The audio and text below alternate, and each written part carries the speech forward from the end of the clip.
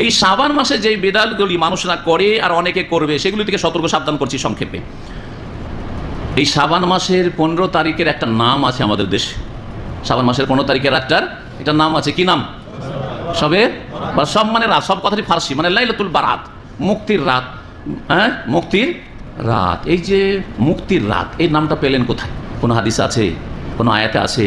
কিয়ামত পর্যন্ত যারা এই শবে বারাত করি, যেসব হুজুরেরা, তাদেরকে বলবেন যে কিয়ামত পর্যন্ত সময় দেওয়া আছে। এই একটা হাদিসে এই লাইলাতুল বারাত, শবে বারাত কথাটি বা একটা আয়াতে প্রমাণ করতে হবে।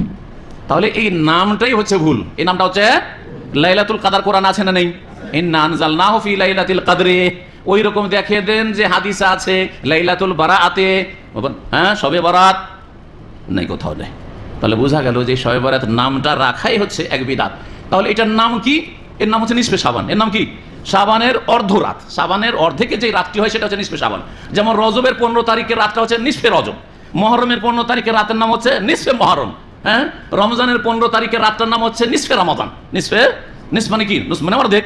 জি হ্যাঁ, সুতরাং এই নাম শবে বারাতের বেদাতের নামটি আল্লাহর রাস্তায় ছেড়ে দেবেন।